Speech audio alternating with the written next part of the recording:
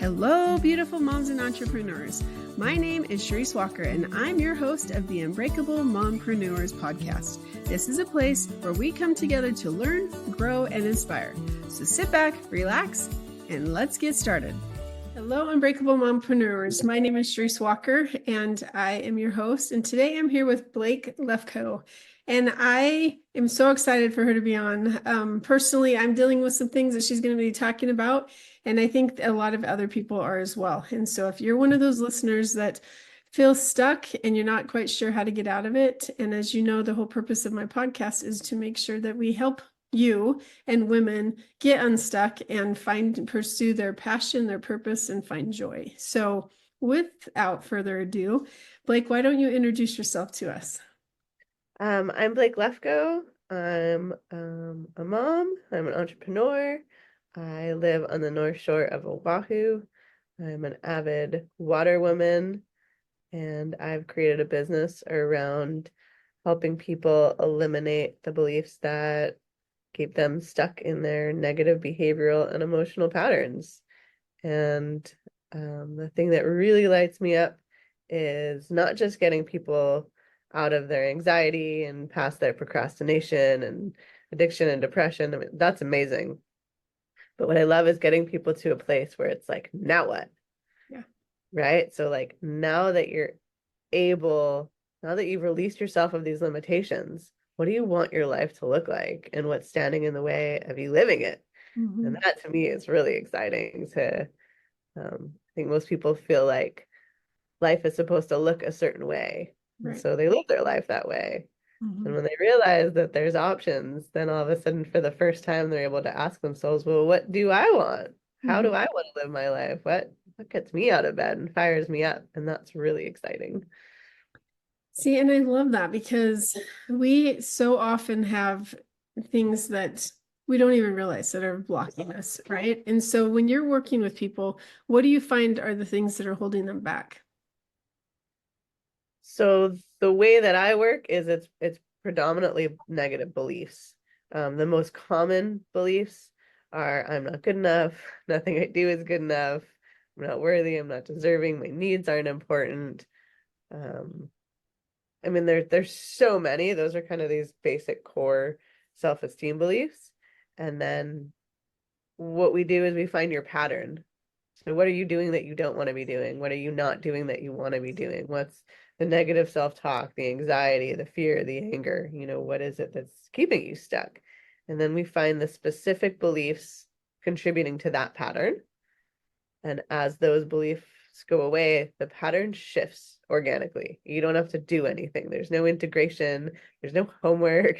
There's no, I have to remember to switch my perspective or take 5 deep breaths.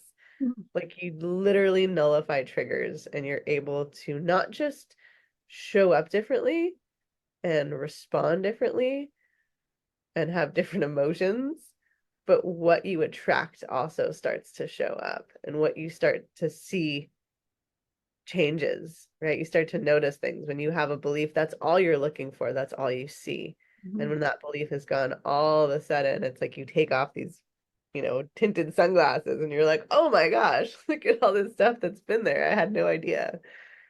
I love that.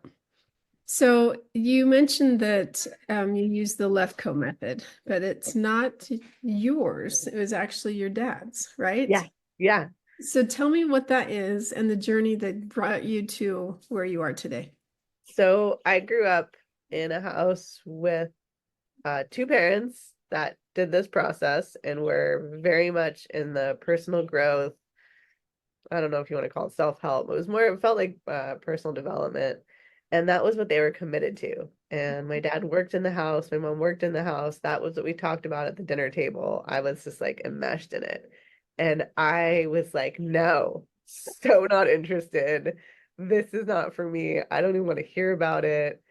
And I just went the other route and I became a complete hedonist. And I lived a very fun life. But one day I woke up in my, I don't know, mid to late 30s and I had a child. I was a single mom. I was bartending. And I was like, this is not sustainable. This is not fulfilling.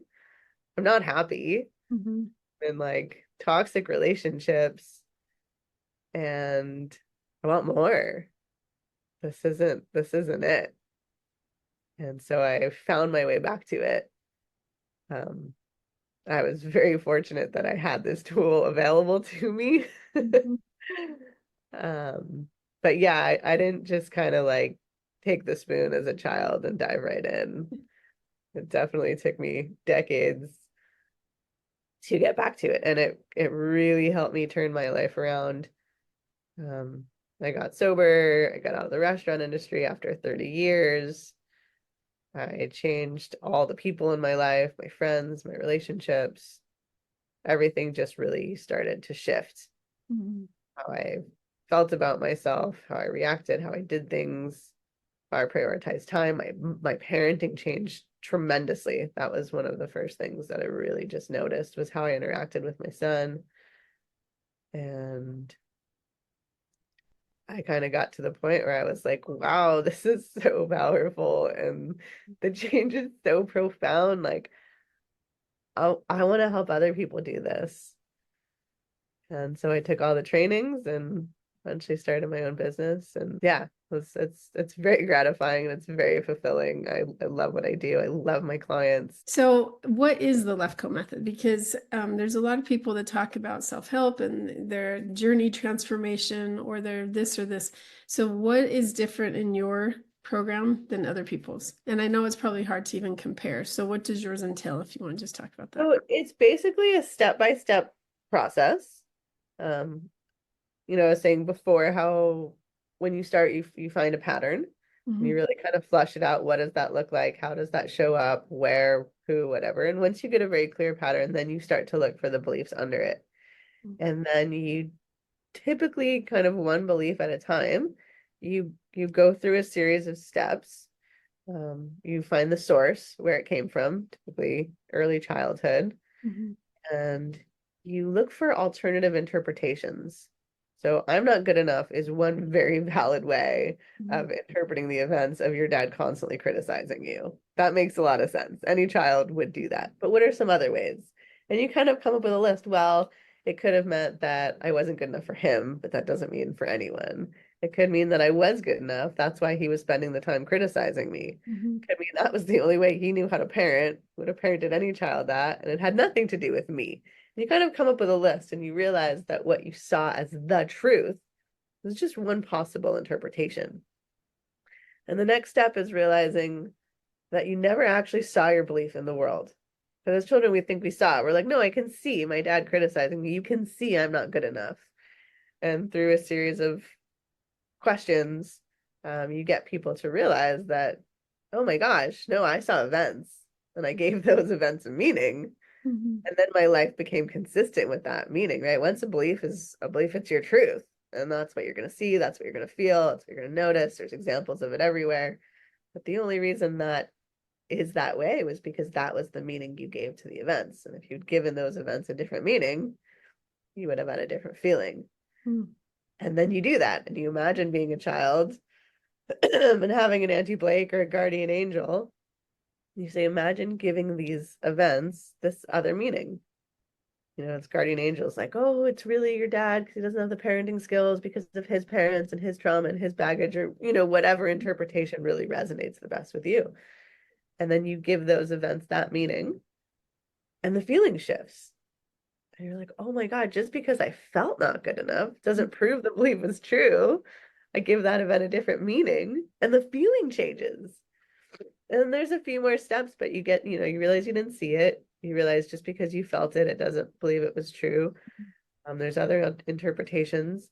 And then there's kind of a couple other final steps that are hard to explain, Mhm. but it's just a step-by-step process. And at some point it just shifts and you're like, you can see it on people. There's this second of like, they're lighter, their energy shifts, their face. Sometimes people cry, sometimes they smile, sometimes they laugh, sometimes they yawn a lot. And then they're just like, oh my gosh.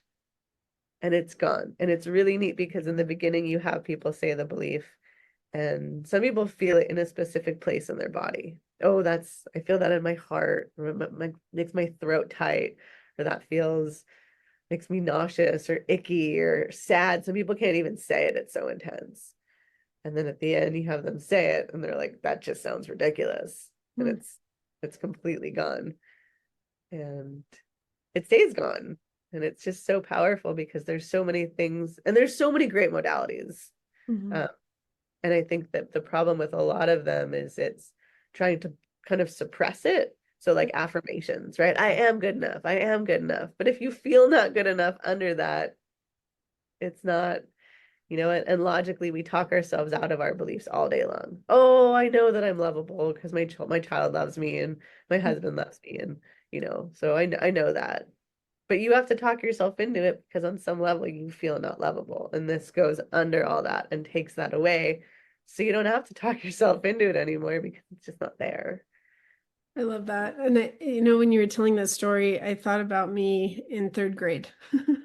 Um, Mhm. I was a ballerina and I was on point in third grade, right? And so there was four of us that are about the same age. We were in the highest class that this lady offered. They called it the professionals. Now, my realization is probably much different because I was in third grade and I remember dancing with these women that were in their what looked like 50s and 60s. I don't know. But I remember my dance teacher was just so mean. She was constantly criticizing me. She was just horrible.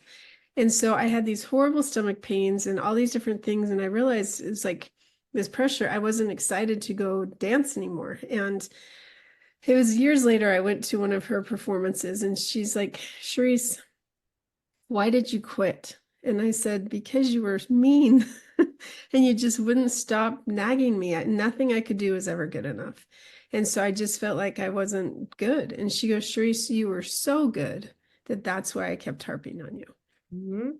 And it's interesting because I think I was what sixth grade by that point, and I regretted the fact that I ever like quit my whole life. I love dance, and I'd probably be way thinner because of that, and way healthier and stronger. But it's interesting how one person can have such an impact on you and your life can change because of that. And I think that a lot of times I like that you do work to help people go back to where they were. Because I often think your perception is so different than the intention of somebody else. And when you can try to Exactly. bridge that gap, that no, you were not horrible. In fact, you're incredibly talented and you should have, or whatever. And so I think that that's the thing with limiting beliefs. And I also think that when you're called to do something or when you feel compelled that you're going to impact the world, kind of like what you're doing with what you do right now, that there is a force of evil that call it whatever you will. I'm going to call it Satan, but he doesn't want you to accomplish those things. And so you feel this like all your insecurities and everything comes into your head and you're not good enough and you don't and you shouldn't. And what I fight through is, but I'm supposed to reach people. I'm supposed to help them, inspire them, change their lives. And not me, but message and helping them do the work so that they can get to where they are. So having people like you on the show, I think is so incredibly important because I wish that more women would realize their potential and how they're getting stuck. And so what are some things that you have seen in your experience that have shaped women's behavior, specifically or men, it doesn't matter, to where it holds them back? Well, I mean, most of our beliefs come from childhood. And Yeah. if look at a young child, 4, 5, 6, 7 years old, Mhm. they don't have the mental capacity to go, oh, my parents aren't showing up because they're terrible at time management and they just say yes to too much. And we go, oh, it's me. There's something wrong with me. And that's such a common belief. There's something Mhm. wrong with me. And if you listen to the way that parents speak to children, they're like, what's wrong with you? Okay, Yeah. child, there's something wrong with me. Not my parents never went to parenting school, or my parents have anger issues, or my dad's an alcoholic. We go, oh, it's my fault. It's me. And just like you said with your dance teacher, and that's a perfect example of where and how beliefs are formed. It's not, I'm so good that they're being critical because they want me to be amazing and to fulfill my potential. We go, yeah, I'm just not good enough. That's why I'm being criticized. Mhm. Kids come home with a B, and why isn't it an A? Yeah. Oh, you cleaned your room, but what about your closet? Oh, you washed the dishes, but you forgot to empty the food out of the drain. Instead of just great job. And how about this other thing? Or this is amazing, and you can do this to improve it and make it better. That's not how we speak to children. And my mom's done this, worked with people with this process for 35 years, and her biggest passion is parenting and teaching parenting, because she realizes that the way that parents speak to children helps to form the beliefs that determine their lives, because it's not so much the events, it's the meaning we give to those events. Yeah. So if you parent your child in a way that you can be supportive and give them positive beliefs, it's going to just affect their whole life.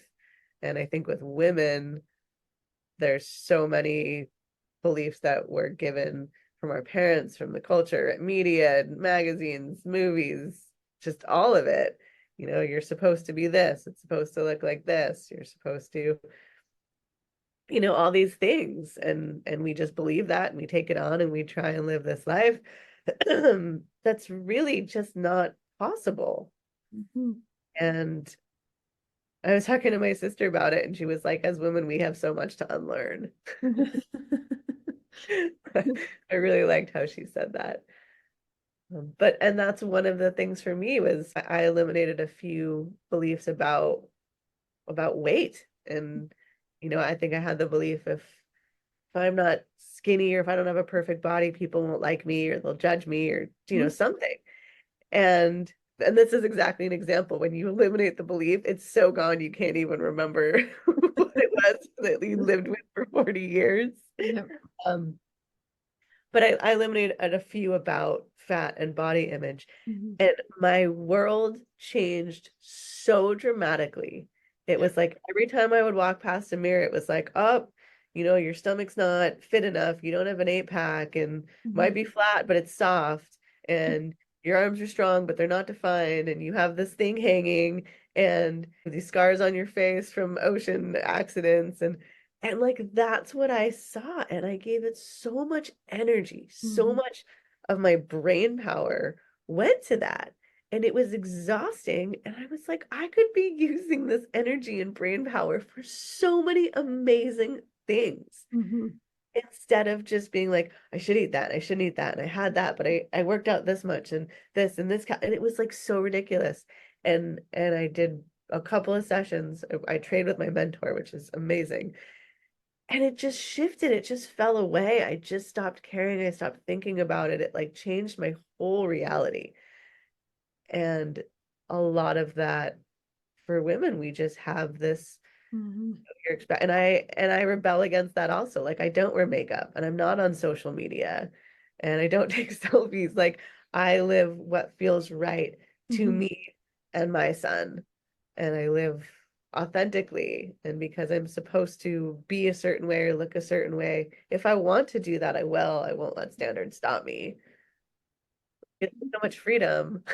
Because you found your authentic self and you're comfortable. You know, that was me too. For so long, I lived in this wretched neighborhood that it had to be perfect. Everything had to be perfect. And we built the house, and it was this beautiful house. And then oh my gosh, I divorced my husband. And now that whole neighborhood is so screwed up there. I mean, everyone's divorcing everyone, their kids are doing everything. And I mean, it's very interesting to watch, because I grew up, yes, there's a cookie cutter way to do things. This is how you grow up. And when your kids actually choose a different path, it's like, oh my gosh, no, that's wrong.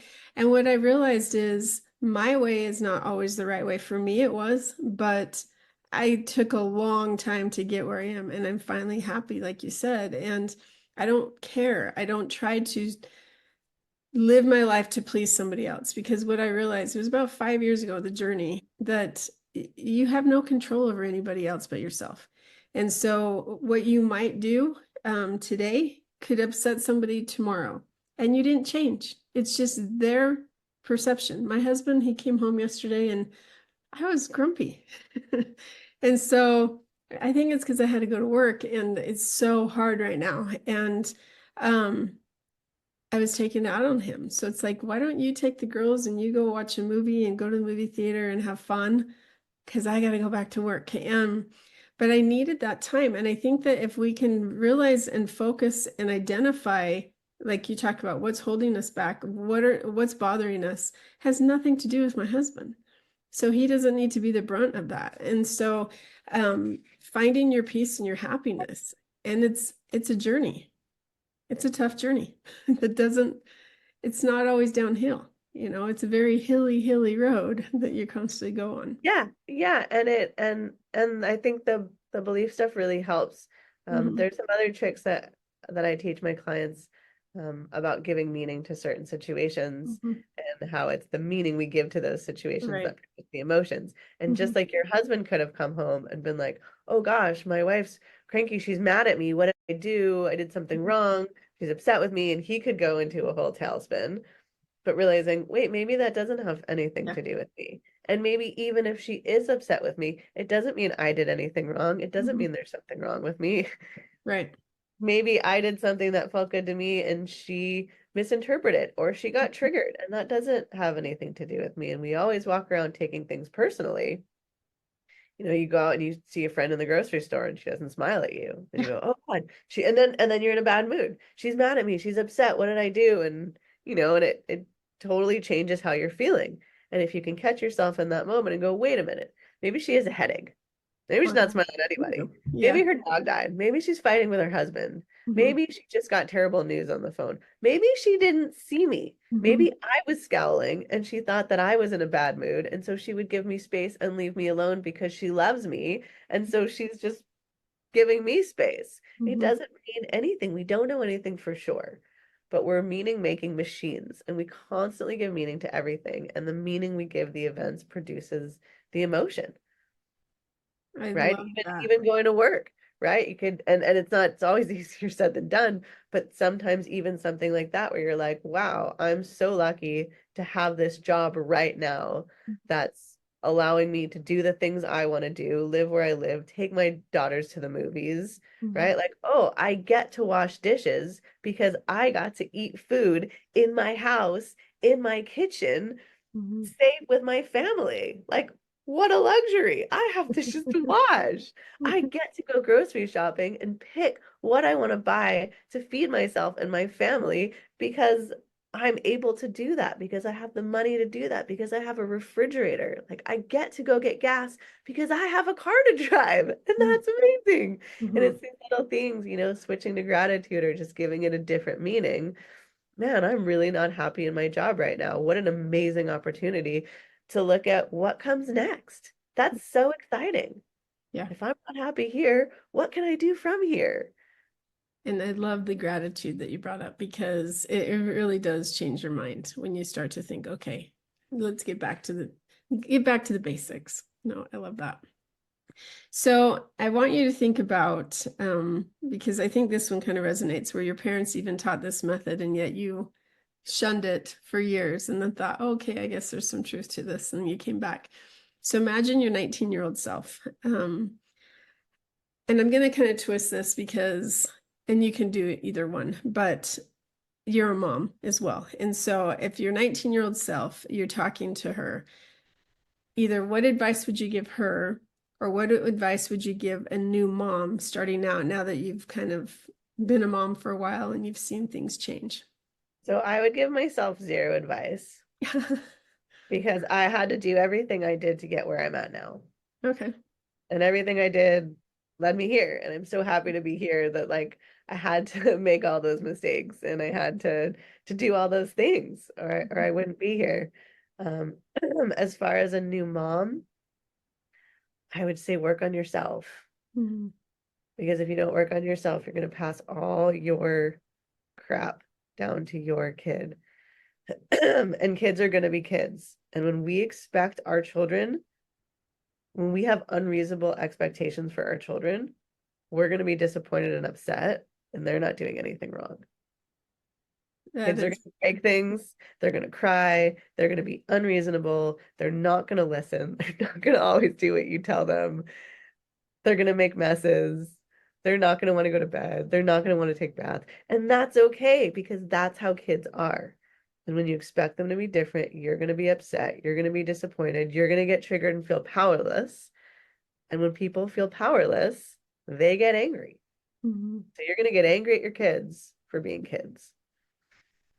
And unless you work on the stuff that triggers you, if you get rid of the I'm powerless, or children should be seen and not heard, or children should listen, or right, any of these beliefs, you're able to come and meet your child where they are. Hey, I know you really don't want to take a bath. I got it. Bath time's not fun. How can we make it fun? What can we bring in the bath? Do you want to take measuring cups? Do you want to take a bubble bath? Do you want me to read to you while you're in the bath?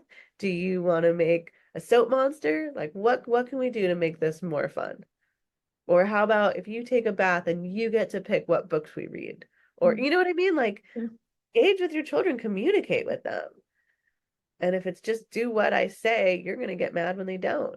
So working on yourself is just like, it gives you more patience and more space to show up for your children in a way that works for everybody. That is some of the best advice that we've had. So thank you. All right, last question. If somebody or one of our listeners says, okay, I need some help, how do they find you or find out more information from you? So my website is blakelefkoe.com. That's BLAKE LEF as in Frank KOE.com. And my email is the same name at Gmail. For my email, for the website, there's a link to schedule a free 15-minute consultation. Normally goes 30 minutes. If you want to ask more questions, if there's anything you want to know, I'm happy to, sit down with anybody that's curious or stuck.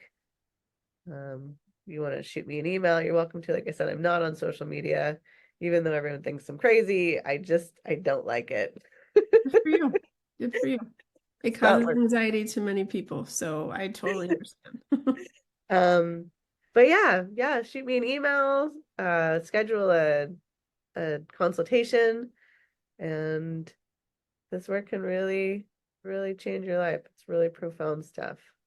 And I talked about the belief process, but there are a few other really neat processes that we do. And one of them is like a stimulus trigger.